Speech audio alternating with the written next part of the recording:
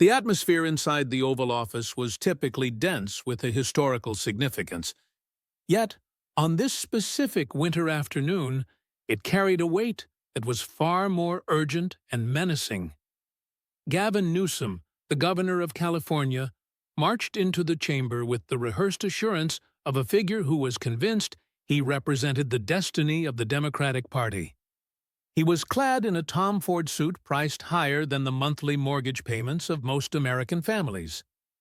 His hair was slicked back, with an engineering precision that resisted the weather, appearing every bit the media favorite who had adorned the covers of GQ and Rolling Stone.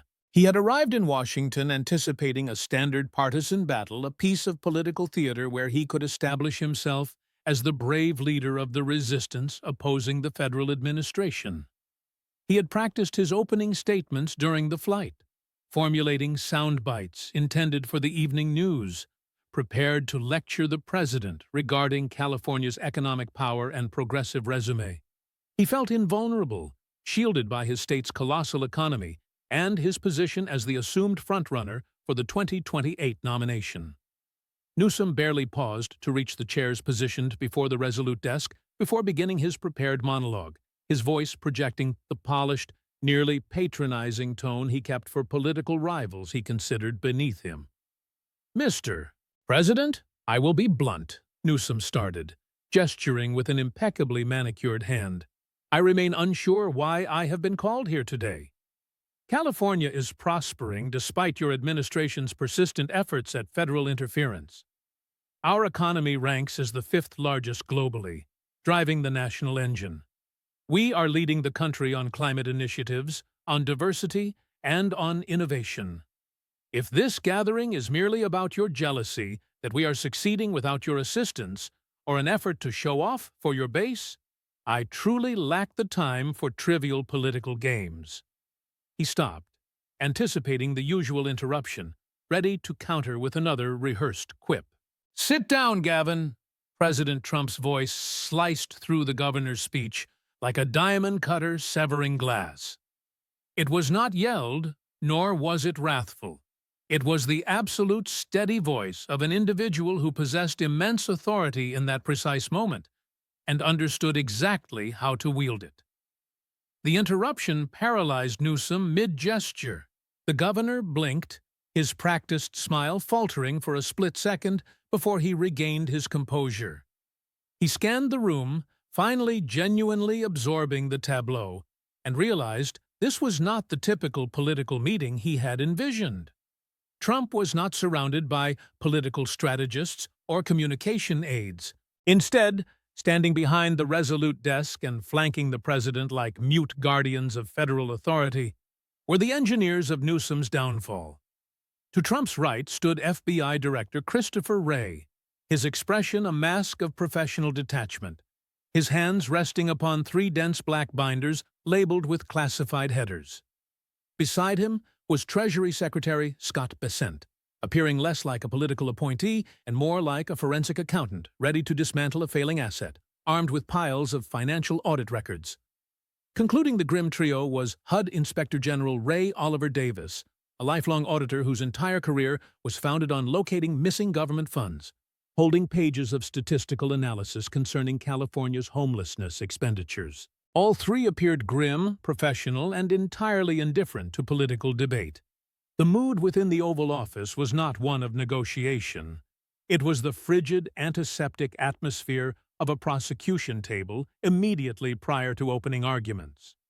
Newsom, still attempting to hold the advantage, emitted a practiced, dismissive chuckle. He remained on his feet, trying to project a dominance he no longer experienced. "Oh, come on," he remarked, glancing from Ray to Trump. "What is this? Some type of performance art? Is this petty vengeance for the 2020 election cycles? I am not frightened by props, Mr. President. If you wish to have a genuine discussion regarding policy, I am present. If this is merely theater, I have a state to govern." Trump did not rise to the bait. He did not elevate his voice. He merely leaned forward slightly, resting his elbows upon the desk. $68 billion, Trump stated. The figure landed in the silent room like a physical burden, "I beg your pardon," Newsom replied, momentarily knocked off his script. Trump restated the number deliberately and lucidly. $68 billion. That is the precise sum of taxpayer currency the state of California has expended on homelessness initiatives since you assumed office in 2019. $268 billion in federal grants, state revenue, and local funds that flowed through your administration's budgetary oversight. Trump paused, allowing the sheer scale of the amount to penetrate. Now, that is a staggering quantity of money, Gavin. You could reconstruct entire cities for that sum. But here is the intriguing part. Do you wish to know what occurred to your homeless population during that exact same time frame while you were dispersing all that cash? Trump did not wait for a response. It escalated by 46%. Nearly 50% more individuals living in tents on sidewalks and beneath overpasses, despite $68 billion injected into the system to halt it. With a solitary finger, Trump slid one of the thick folders across the polished surface of the resolute desk until it stopped inches from where Newsom stood. The cover of the dossier was plain, yet the contents were catastrophic. So I am going to ask you a very elementary question, Gavin, and I recommend you reflect very carefully on your reply. Trump said, his eyes locking onto the governor's. Where did $68 billion go? Because it certainly did not go to the people on the streets. Newsom's confident smile finally developed a legitimate crack, a small hairline fracture in the costly porcelain of his public image. For the first time since he entered the White House grounds, Gavin Newsom realized he possessed absolutely no concept of what he had walked into. Trump did not wait for Newsom to regain his balance. He leaned back in the high-backed leather chair, his expression one of clinical examination rather than rage. "I will tell you precisely where it went," Trump continued, his voice steady and unyielding. "It did not vanish into thin air. It went to your major political donors. It went to nonprofits managed by your campaign fundraisers. It went to consulting firms that kick a share of that money right back into your political machinery. You have been systematically pillaging the California taxpayer while people are literally perishing on the sidewalks of San Francisco and Los Angeles. While the middle class is fleeing your state in record numbers because they cannot afford the rent, you were utilizing the homelessness crisis like a personal ATM for your 2028 aspirations. And the best part, Gavin, is that I can substantiate every single word of it." FBI Director Christopher Wray stepped forward, his motion precise and intentional. He opened the first of the heavy binders, laying out a sequence of documents on the resolute desk with the practiced efficiency of a veteran prosecutor. "Governor Newsom," Wray began, his tone devoid of any political hostility, which made it all the more terrifying. "For the past 8 months, at the President's instruction, the FBI has been executing a comprehensive, multi-agency forensic audit of every major homelessness contract California has awarded since your inauguration. This has not been a cursory glance at the ledgers.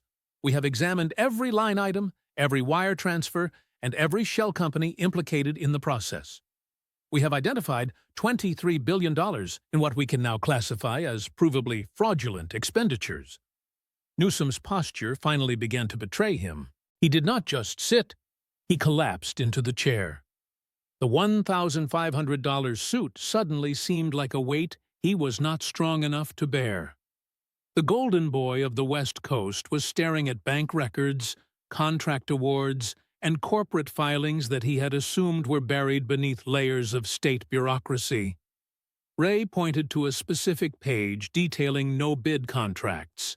"We possess the paper trail of state contracts awarded to companies owned by your top political donors, companies with no prior experience in housing or social services.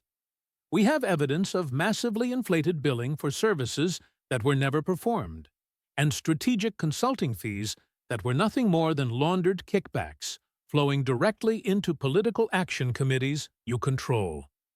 This is not speculation, Governor.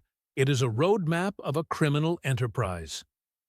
Treasury Secretary Scott Bessent followed, her voice crisp and professional, as she introduced a new collection of documents. While the homelessness fraud is the largest piece of the puzzle, we have also investigated your personal financial interests, she said, pulling up the records of Newsom's private business ventures. Your family's wine businesses, the Plumpjack Group, Odette Estate, and Cade Winery, have received $47 million in state contracts, tax breaks, and agricultural subsidies since you became governor. This is textbook self-dealing. You have utilized your executive authority to directly enrich your private interests, often through agencies whose heads you personally appointed. Under California law, that is a violation of the government code. Under federal law, it is straight-up fraud. HUD Inspector General Ray Oliver Davis delivered the final crushing blow. On top of the self-dealing, we have tracked $340 million in wire transfers from state contractors directly into a series of shell LLCs, Davis noted, her finger tracing a flowchart of money movement that ended with Newsom's political operation. These are not campaign contributions that follow FEC rules. These are illegal wire transfers of taxpayer money disguised as business expenses. That is money laundering, Gavin. And because this pattern of behavior involves multiple people, multiple agencies, and has occurred consistently over several years, it qualifies for a federal RICO prosecution. The word RICO, the Racketeer Influenced and Corrupt Organizations Act, seemed to drain the remaining life from Newsom's face. It was the statute used to dismantle the mafia, the ultimate weapon of the federal government against organized crime. Trump allowed the silence to stretch for a long moment, watching as Newsom's eyes darted between the three investigators. The governor's hands were now gripping the armrests of his chair so tightly that the leather groaned. He looked like a man who had just been told his entire world had been built on a foundation of sand, and the tide was finally coming in. So here is how this is going to proceed, Gavin, Trump said, his voice dropping to a quieter, more personal level. You are going to make a decision right now that determines whether you spend a few years in a comfortable state facility or the rest of your natural life in a federal penitentiary. You are at a crossroads, and I am only going to give you two options. There is no third way. There is no spinning this to your friends at the New York Times. There is no resistance speech that saves you from a RICO indictment. Trump held up one finger. Option 1, you resign as governor of California today, effective immediately. You go back to Sacramento, you cite personal or health reasons, whatever lie helps you sleep at night, and you face the state-level corruption charges. You take a plea deal with the California AG. You serve maybe 6 years and you are out before you are 60. Your political career is dead, but you are a free man in a few years. He then held up a second finger. Option 2, you walk out of this room thinking you can fight me. You think your media friends can protect you.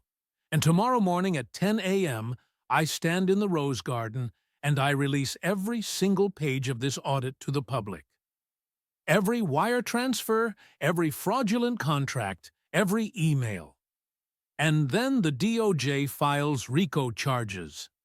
You will be looking at 25 years to life. You will be 70 years old before you even smell fresh air again. And Gavin, federal RICO defendants do not go to Club Fed. They go to real prisons with real criminals. Newsom tried to speak, but his voice was a weak, thin rasp. You can't possibly prove. His attempt at defiance died in his throat as Trump pushed another stack of documents toward him. We have the bank records, Trump said flatly. We have the emails. We have the text messages. And most importantly, we have the people. We have offered immunity to several of your contractors, and they are singing like canaries. They have given us the dates, the amounts, and the names of the people in your office who directed the kickbacks. This is not a bluff, Gavin. It is a funeral for your ambitions. So what is it going to be? Do you want to resign quietly, or do you want to be destroyed on national television? The silence in the Oval Office was absolute, a heavy, suffocating weight that seemed to press the very breath out of Gavin Newsom.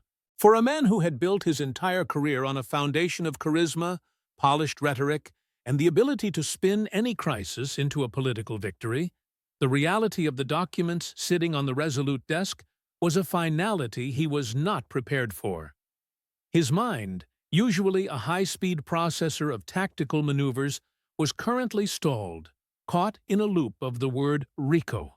He looked at the binders, 3 massive volumes of evidence, and realized that the golden boy of California was no longer the hunter. He was the prey, and the trap had been bolted shut. "You need to understand the scale of what we are looking at," FBI Director Wray said, breaking the silence with a voice that was as cold as a winter morning in the Sierras. "Treats, to understand how we arrived at this moment, you have to look back at the last 8 months. While you were doing photo ops at the French Laundry or giving speeches about the California way, my agents were deep in the plumbing of your state's financial systems. We did not just look at the high-level budget numbers, we tracked the movement of cents. We mapped the connections between your campaign's largest contributors and the sudden appearance of multi-million-dollar no-bid contracts." Trump watched Newsom closely, his eyes sharp and analytical. He was not gloating. He was observing the collapse of a rival with the detached interest of a building inspector watching a faulty structure finally give way. "You thought you were smarter than everyone else, Gavin," Trump said, his voice dropping to a low, gravelly tone. "You thought that because you had the media in your pocket and a supermajority in Sacramento, you could treat the state's treasury like your personal trust fund. But $68 billion is a lot of money to lose. People notice when you spend that kind of cash, and the only thing that grows is the size of the tent cities on the 101. I became personally obsessed with it. As a businessman, the math did not work. It was impossible for it to be anything other than a massive, organized theft." Ray flipped to a section of the binder marked with a bright red Phase 1 tab. "Let us talk about the 12 hours before you walked into this room," he suggested. 12 hours ago, you woke up in the governor's mansion in Sacramento. You were sipping an expensive espresso, looking at polling data that showed you with a 73% approval rating among California Democrats. You were reading profiles of yourself in glossy magazines, being hailed as the future of the resistance. You received the summons for this meeting and dismissed it as bureaucratic noise. Your chief of staff, Jennifer Siebel Newsom, expressed caution, but you waved her off. You actually told her, Trump is flailing. This is just him trying to intimidate the front-runner for 2028. You were so blinded by your own reflection that you couldn't see the federal investigator standing right outside your door," Ray continued, his finger jabbing at a flowchart that looked like a spiderweb of corruption. "While you were getting your hair done for this meeting, the Treasury and the FBI were finalizing the Mogadishu map of your homelessness spending. We found $23 billion with a B, that went to contracts with clear fraud indicators. We are talking about no-bid awards to companies with no employees. We are talking about consulting firms that were nothing more than a P.O. box in a strip mall. One specific example, California Housing Solutions, a nonprofit that received $340 million. They built 400 units of housing, Gavin. That is $850,000 per unit. A basic studio in a converted motel. Even in your state, the math is impossible. We traced $280 million of that money. It didn't go to lumber or labor. It went to firms owned by your former campaign managers and major donors. Treasury Secretary Besant added her own layer to the indictment. And it wasn't just the large-scale political theft, she said, her voice crisp and professional. It was the personal greed. Your wine businesses, Plumpjack, Odette, Cade, received $47 million in state contracts and subsidies. You thought the blind trust would protect you, but we found the emails. We found the text messages between your office and the agency, heads you appointed directing them to favor your wineries for state functions. You were charging the taxpayers double the market rate for your own wine. You were using agricultural subsidies meant for struggling farmers to install luxury water systems at your estate wineries. It is the kind of blatant self-dealing that would get a CEO fired and jailed in a heartbeat. Newsom's hands were shaking now, a fine tremor that he could not hide even by gripping the armrests.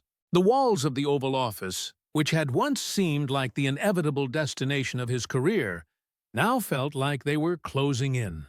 He looked at the HUD Inspector General, who was presenting statistics on homeless deaths. Mortality rates that had increased 48% under his watch. The reality was being stripped of its political polish. He was not being accused of a policy failure. He was being accused of a body count. The money that should have saved Jennifer Martinez, the bankrupt teacher, or Marcus Johnson, the veteran with PTSD, had instead been used to fund his 2028 polling and his inner circle's lifestyle. Trump leaned forward, his shadow falling across the documents on the desk. The offer is on the table, Gavin. One chance. You resign tonight. You go home and you tell whatever story you want to the people of California. You face the state AG, you serve your 6 years, and you walk away with your life. Or you walk out of here, and tomorrow the FBI files the RICO indictment. You will spend the next 30 years in a cell, watching your children grow up through a glass partition while the world remembers you as the man who stole from the poorest of the poor. You have 60 seconds to decide. 60 seconds until the federal government ends the Newsom legacy forever. The silence in the room was deafening as the 60-second countdown began. Gavin Newsom, once the poised and polished face of the California dream, looked like a man who had suddenly aged 20 years. The fluorescent lights of the Oval Office reflected off his slicked-back hair, but the confident glint in his eyes had been replaced by a vacant, haunted stare. He looked down at his hands, which were now trembling uncontrollably on his lap. He thought of his wife, Jennifer, and their children. He thought of the glossy magazine covers and the applause of the crowds in Sacramento. All of it was evaporating in the clinical cold air of the room, replaced by the grim reality of a prison cell. 10 seconds, Gavin, Trump said, his voice as steady as a heartbeat. He didn't look at his watch. He didn't need to. He knew exactly how much pressure he was applying. Newsom looked up, his face ashen, his mouth opening and closing as he struggled to find the words that would officially end his life as he knew it. The $1,500 suit suddenly felt like a straitjacket, and the weight of the $23 billion in documented fraud seemed to press down on his chest. He looked at FBI Director Wray, then at Secretary Bessent, seeking even a hint of mercy or a crack in their professional resolve. He found none. They were the architects of an airtight cage, and he was finally inside it. I'll resign, Newsom whispered, the words sounding like ashes in his mouth. He leaned forward, his elbows on his knees, his head in his hands. The golden boy had finally broken. Trump didn't gloat, nor did he offer a celebratory smile. He simply nodded to the White House counsel, who stepped forward with a single sheet of paper. A pre-drafted resignation letter with a blank space for the governor's signature. Good decision, Gavin, Trump said, his tone turning into one of brisk, businesslike finality. It is the only one that doesn't end with you dying in a federal penitentiary. You will sign this now, and it will be released to the press at 11 tonight. Newsom took the silver pen offered to him, his fingers fumbling with the weight of it. As he pressed the nib to the paper, he realized he wasn't just signing a letter. He was signing the death warrant of his presidential ambitions, his reputation, and his freedom. He scrawled his signature, the same elegant script that had authorized billions in fraudulent contracts, and watched as the ink dried. The room felt marginally lighter, the immediate threat of a RICO indictment receding just enough to allow him to breathe, though the shadow of the state-level corruption charges still loomed large. He was no longer the leader of the resistance. He was a disgraced official taking an off-ramp into obscurity. Here is what happens next, Trump said, pulling the signed letter back across the desk. You go back to your hotel. You don't call the media. You don't call your donors. You call your family. At 11 p.m., the story breaks. You are resigning for personal and health reasons. Tomorrow morning, the California Attorney General will receive the referral from our investigators. You will negotiate your plea deal for the 10 years, serve your 6, and you will fade away. If you try to change the narrative, if you try to play the victim on cable news, or you even whisper the word persecution, the deal is off. We file the RICO charges the next hour. Do you understand? Newsom nodded silently, unable to look the president in the eye. He stood up on shaky legs. The poise that had defined his career completely vanished. He looked small, scared, and trapped. As he turned to leave the Oval Office, the Secret Service detail that had escorted him in moved into position to lead him out. Not as a visiting dignitary, but as a man under the watchful eye of the law. He walked through the West Wing, past the portraits of past leaders, realizing that his own portrait would forever be associated with the $68 billion that vanished while his state burned. The California way had led him directly into a trap of his own making. The exit was a long, dark tunnel toward a prison gate. The news of the resignation broke at exactly 11 p.m. Eastern Time, an hour carefully chosen to catch the late-night news cycles on the East Coast and the prime-time audiences in California. The White House press office released a terse, 3-paragraph statement that sent the global media into a state of instantaneous, frenzied activity. The statement claimed that Governor Gavin Newsom had tendered his resignation to the California Secretary of State, effective immediately, citing unforeseen personal and health-related challenges that require his full and undivided attention. It was a masterpiece of political vagueness, designed to provide a temporary shroud of legitimacy while the federal government's investigators stood back, their binders of evidence tucked away for the time being. Within minutes, the vibrant, high-energy world of California politics was plunged into a state of absolute, bewildered chaos. In Sacramento, the state capital, the atmosphere was one of profound, unadulterated shock. Staffers in the governor's office, many of whom had spent the day preparing for routine legislative sessions or upcoming fundraisers, were seen staring at television monitors in disbelief, some still holding half-drunk cups of coffee. The golden boy of the West Coast, the man who had survived a recall attempt and was widely viewed as the inevitable successor to the Democratic throne, had simply vanished from the political stage in a single evening. The legislative halls, usually buzzing with the business of the nation's most populous state, became ghost towns as rumors began to swirl like a wildfire in the dry hills. Journalists from the Los Angeles Times and the San Francisco Chronicle scrambled to their bureaus, frantically calling every contact they had in the governor's inner circle, only to find a wall of silence. The personal health narrative was being questioned almost as soon as it was uttered, with political analysts pointing out that Newsom had appeared in peak physical condition just hours earlier during his televised arrival at the White House. Across the country, the political shockwaves were equally intense. In Washington, D.C., party leadership was caught in a crossfire of panic and confusion. Many of the party's most senior officials had tied their own political fortunes to the Newsom legacy, viewing him as the bulwark against the Trump administration's agenda. To see him resign so abruptly and on the heels of a closed-door meeting in the Oval Office suggested a collapse of a much more systemic and catastrophic nature. Republican lawmakers, meanwhile, were cautious, many sensing that the health reasons were merely a tactical retreat before a larger legal storm.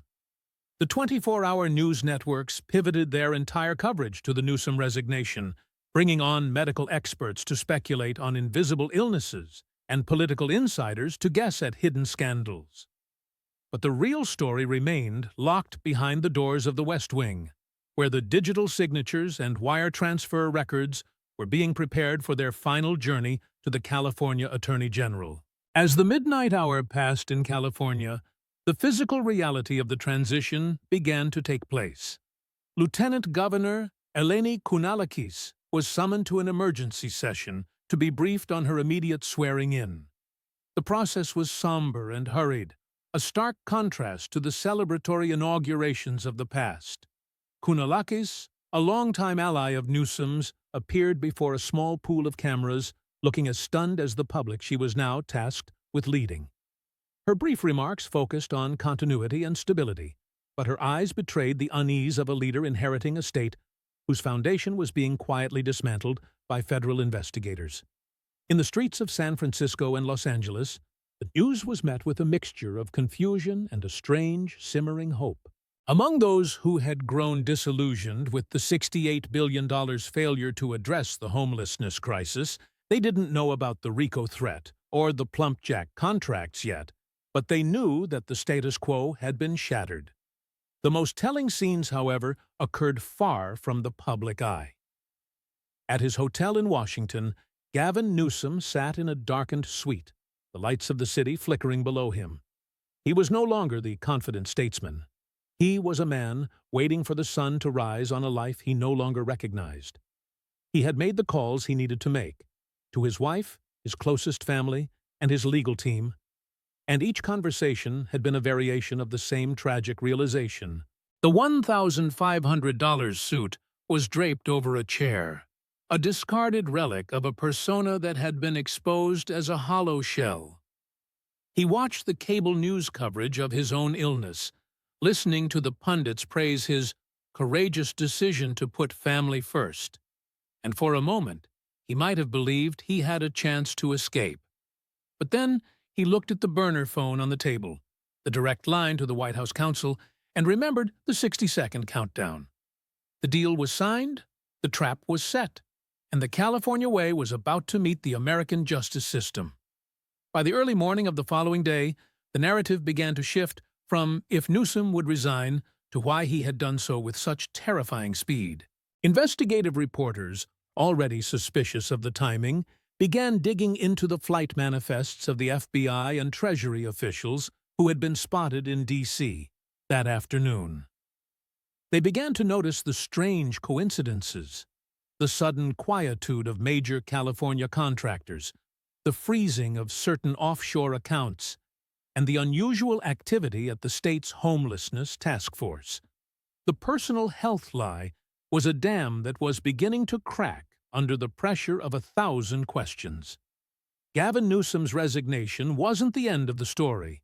It was merely the opening act of a multi-billion-dollar criminal reckoning that was about to change the face of California politics forever.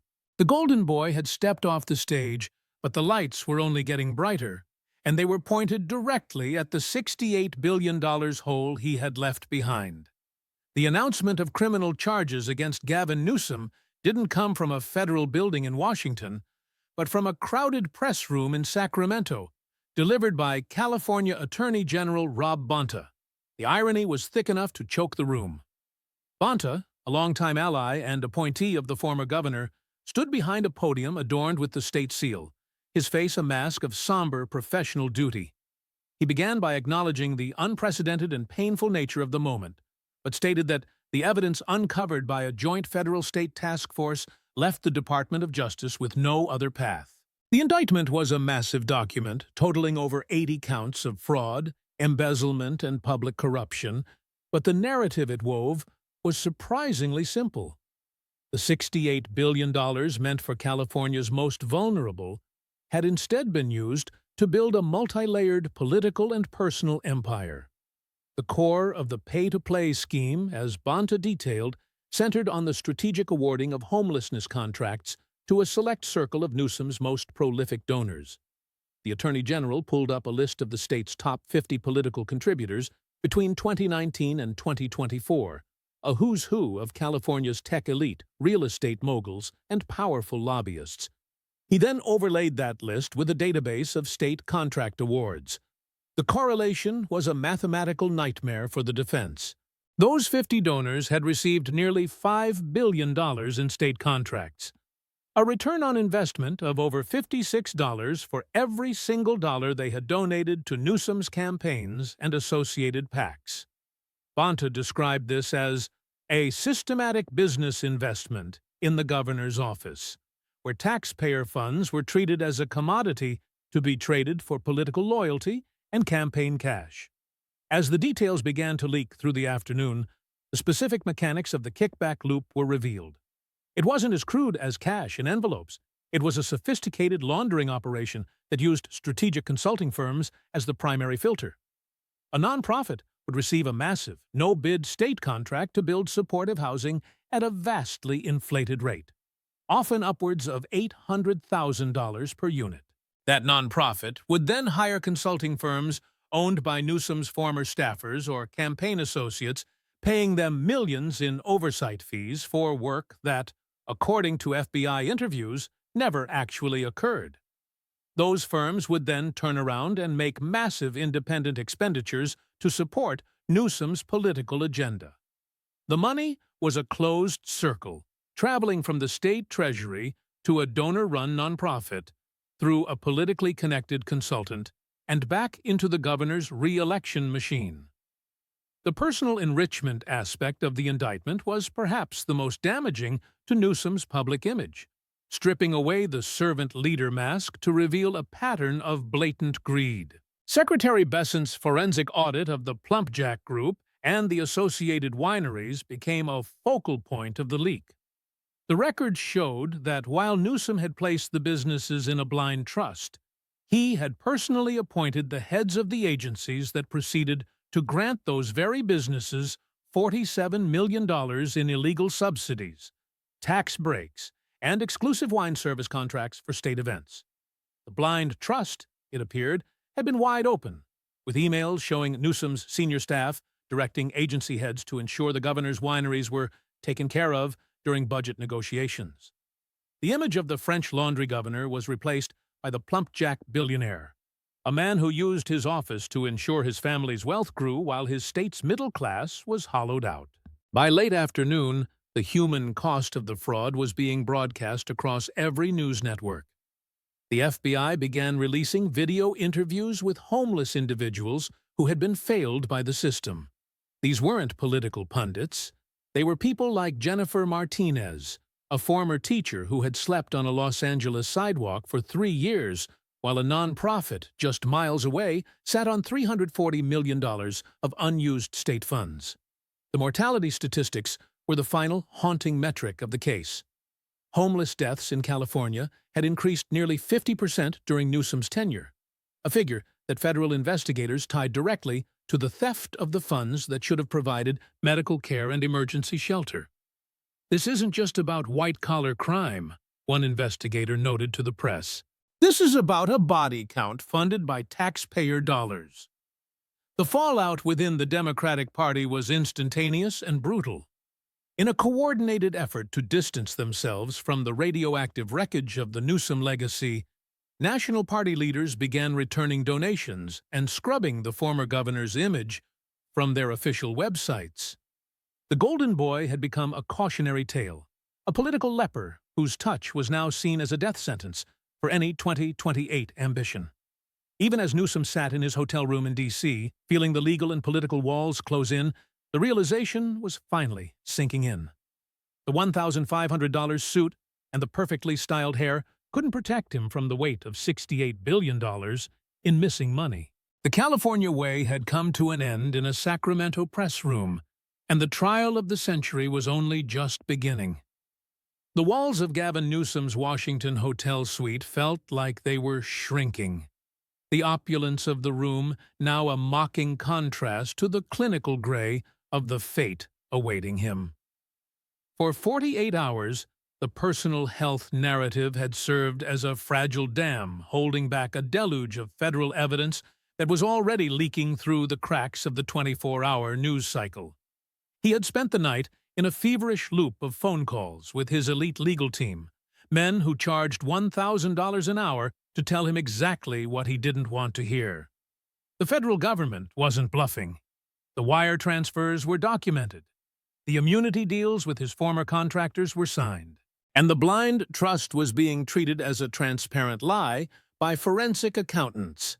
The 60-second clock Trump had started in the Oval Office was still ticking in Newsom's head, a rhythmic reminder that every hour he spent clinging to a policy defense brought him closer to a life sentence in a federal penitentiary. The final realization came when his lead counsel, a former high-ranking DOJ official, laid out the grim mathematics of a RICO prosecution. Gavin, if we walk into a federal court, we aren't just fighting about wine subsidies, the lawyer had said, his voice flat. We are fighting a racketeering case involving $23 billion in fraud and a systematic criminal enterprise. The conviction rate for federal RICO cases is over 90%. If you lose, and with the witnesses they have, you will lose, you are going to die in a cage. You'll be 75 years old before you're even eligible for a hearing. The Golden Boy finally looked at the choice for what it was: an off-ramp into a decade of shame or a high-speed collision with the full weight of the United States government. He didn't have the stomach for a 30-year war. He picked up the secure phone to the White House counsel and signaled his surrender. The plea negotiations that followed were conducted with the cold efficiency of a corporate liquidation. Trump's administration held all the leverage, and they used it to ensure that the Newsom legacy was not just defeated, but dismantled. The deal was brutal in its simplicity. Newsom would waive his right to a trial and plead guilty to 5 core counts of state-level fraud, embezzlement, and public corruption. In exchange for the federal government dropping the RICO charges and the life sentence threat, Newsom would provide full and honest cooperation regarding the network of contractors and consultants who had facilitated the kickback schemes. He was essentially being asked to hand over the keys to the entire political machine that had built him, a final act of betrayal that would ensure no one in his inner circle could ever rise to power again. As the terms were finalized, the financial wreckage of the governor's life became apparent. The deal required an immediate forfeiture of $28 million in restitution, money the state argued was directly tied to the illegal benefits his wine businesses had received. His personal wealth, once estimated at over $20 million, was effectively wiped out by the combination of fines, restitution, and the astronomical legal fees he had incurred trying to fight the inevitable. He wasn't just losing his freedom. He was being systematically stripped of the resources that had allowed him to move through the world with such aristocratic ease. The $1,500 suits would be replaced by state-issued denim, and the Napa Valley views would be replaced by the sterile yard of a medium-security facility. The most agonizing part of the process for Newsom was the public admission of guilt. He had spent 20 years perfecting the art of the non-apology apology, the practiced deflection that turned every mistake into a learning opportunity or a partisan attack.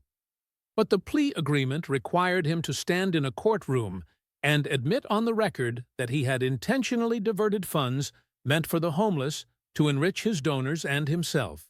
There would be no spin, no context, and no health-related excuses.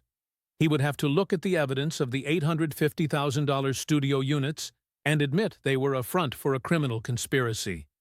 The man who wanted to be president was being forced to admit he was a thief. By the end of the week, the stage was set for the final act. Newsom's team had reached an agreement with the California Attorney General's office, overseen by the federal observers. The sentence was locked in: 10 years in a state facility, with a likely release after 6 years for good behavior. It was the best outcome he could hope for. A terrifying thought for a man who just days earlier believed he was untouchable. As he prepared to fly back to California for the last time as a free man, Newsom sat in the back of a darkened SUV, watching the D.C. monuments slide past the window. He had come to this city to claim a throne. He was leaving it to serve a sentence. The Golden State's favorite son was going home to face the music, and the first notes were already beginning to play. The sentencing hearing in Sacramento felt less like a legal proceeding and more like a final public exorcism of a political era. The courtroom was packed to its absolute capacity, with journalists, former staffers, and, most significantly, representatives from the communities Newsom had most deeply betrayed. Gavin Newsom sat at the defense table, his once impeccable appearance now noticeably frayed. The expensive suit hung loosely on a frame that had clearly lost weight, and the famous architectural hair was finally beginning to show streaks of unmanaged gray. He sat with his head bowed, the posture of a man who had finally run out of exits. Behind him, the gallery was a sea of cameras and cold, judging eyes, all waiting to witness the formal fall of the Golden Boy. Judge Michael Fitzgerald, a man known for his unflinching adherence to the law and a reputation for a razor-sharp tongue, presided over the session. He spent over an hour reviewing the final victim impact statements, words from people who had lived in the shadow of the $68 billion void. When it finally came time for the sentencing, the room went so silent you could hear the hum of the courtroom's digital recording equipment. Fitzgerald didn't immediately read the sentence. Instead, he looked directly at Newsom, his eyes hard and full of a quiet, intellectual fury. He addressed the former governor not as a dignitary, but as a common thief who had utilized a high office to prey on the very people he had sworn to protect. "Mr. Newsom, you had everything," Judge Fitzgerald began, his voice echoing through the chamber. "You had wealth, you had influence, and you had a level of public trust that most politicians spend a lifetime dreaming of. You could have actually helped the people of this state.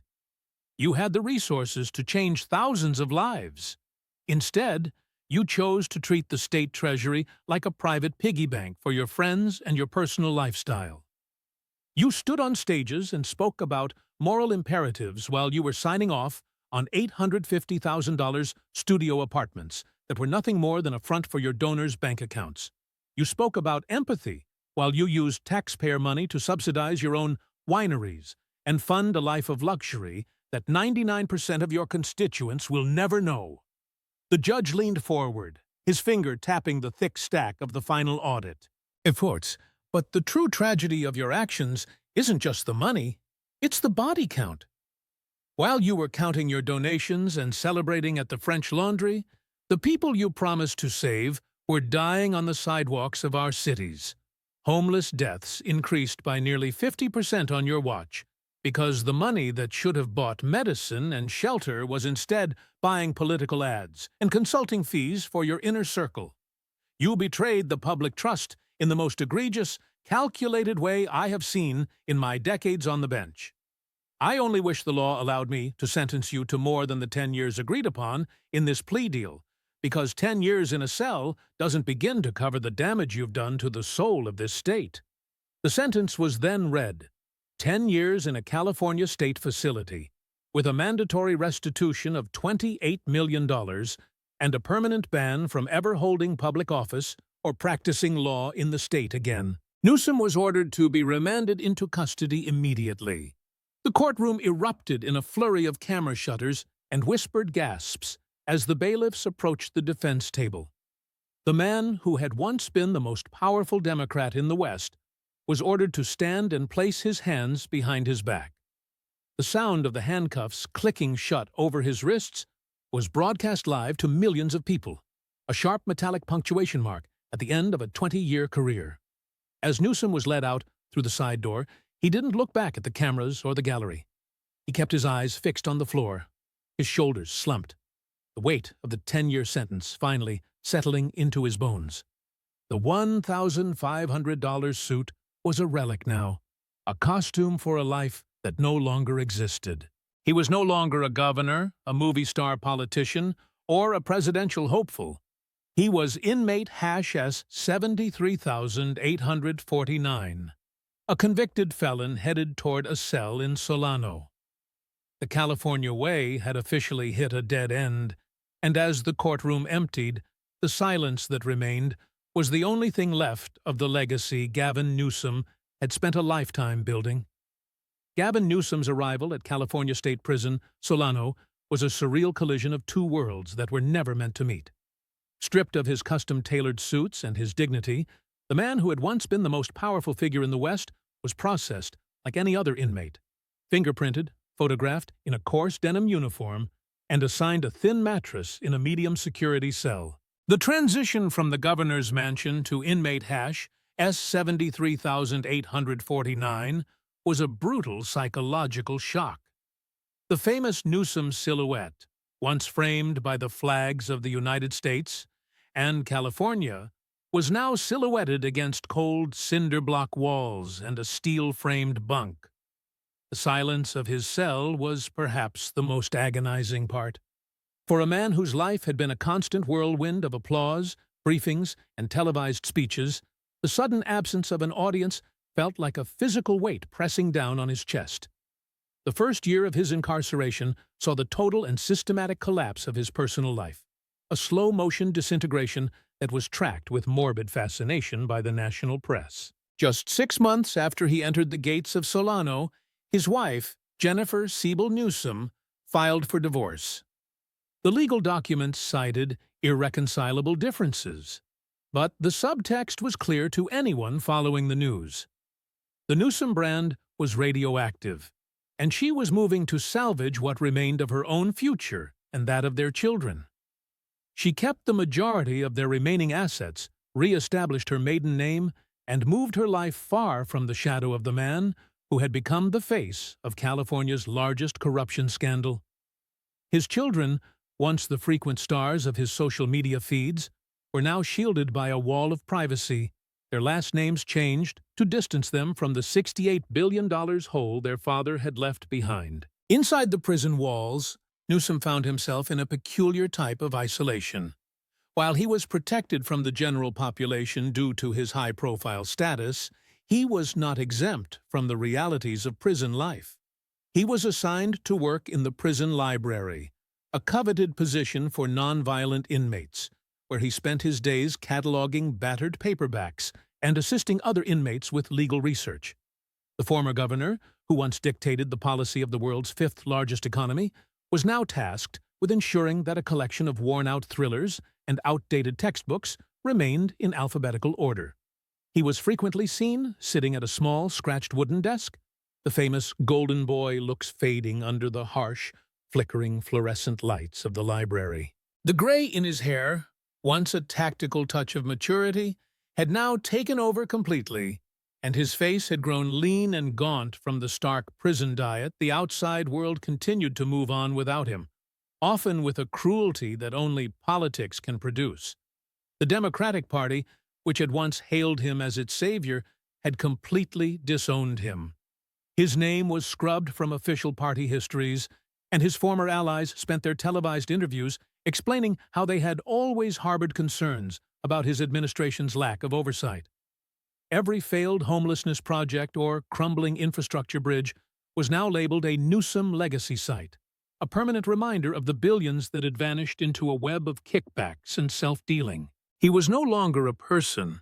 He was a cautionary tale, a rhetorical weapon used by both sides of the aisle to argue for transparency and the dangers of unchecked executive power. As the months turned into a year, the psychological toll of his fall became increasingly evident. On the rare occasions he was allowed visitors, Newsom appeared catatonic, his once vibrant conversational skills replaced by long, hollow silences. He spent hours staring at the television in the common room, watching the news cycle he used to control now revolve around his replacement, Eleni Kounalakis, and the reforms she was implementing to clean up his mess. He watched the Newsom rule being passed in Sacramento, a law specifically designed to prevent future governors from utilizing nonprofits for political money laundering. He was a living ghost, a man who could see the world he once ruled but could no longer touch, a man who had traded his legacy for a pile of money he could no longer spend. By the end of his first year, Gavin Newsom had become a student of his own destruction. He spent his nights in the library reading the audit reports the FBI had compiled against him, tracing the wire transfers and the emails with a clinical, detached curiosity. He finally understood the math that Trump had presented in the Oval Office. He saw the faces of the people who had died on the streets while he was dining at the French Laundry, and for the first time, the policy failure became a personal burden. The golden boy of California was gone, replaced by a graying man in a denim shirt who understood that his only remaining contribution to history was to serve as a warning of how easily a leader can lose their way when they start believing their own press clippings. The final gate of Solano State Prison creaked open on a crisp, indifferent morning, 6 years after Gavin Newsom had first entered its walls.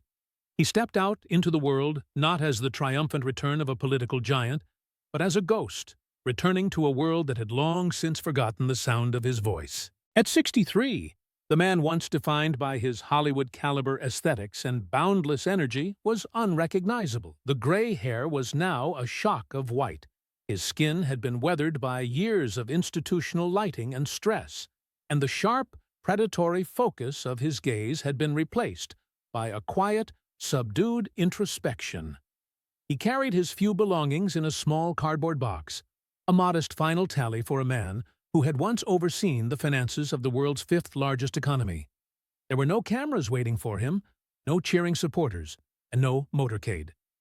The Democratic Party had performed a total and surgical excision of his legacy, removing his name from every official building and returning every donation associated with his tenure. Even his own children had moved on under their mother's maiden name, living lives that were carefully walled off from the wreckage of his reputation.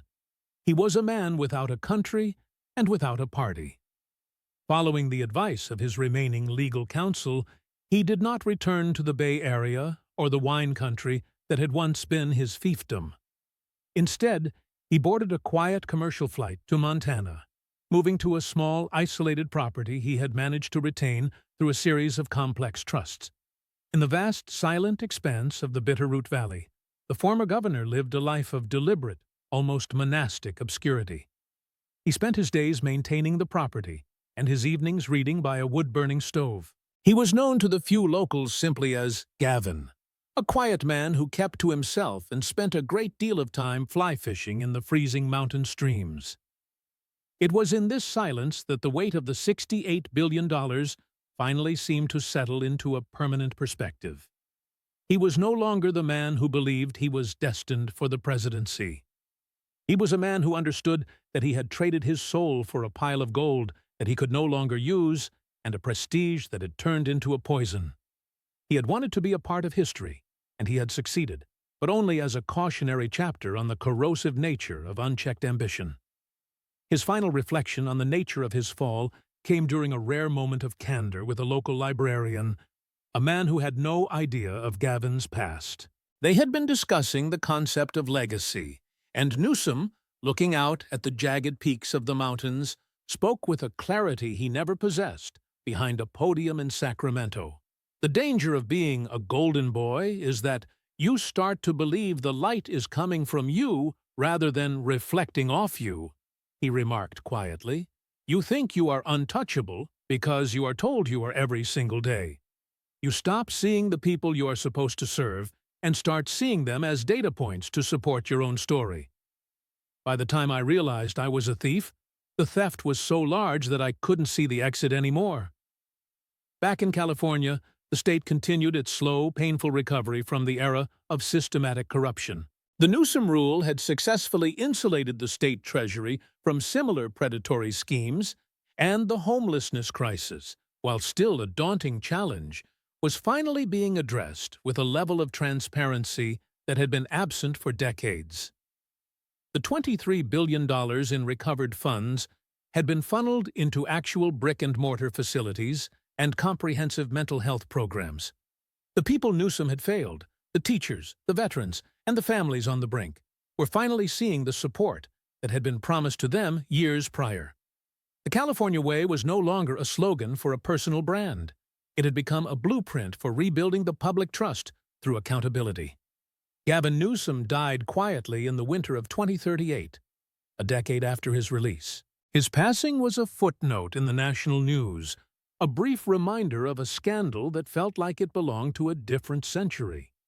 He was buried in an unmarked plot in Montana, far from the halls of power and the cameras he had once courted with such intensity.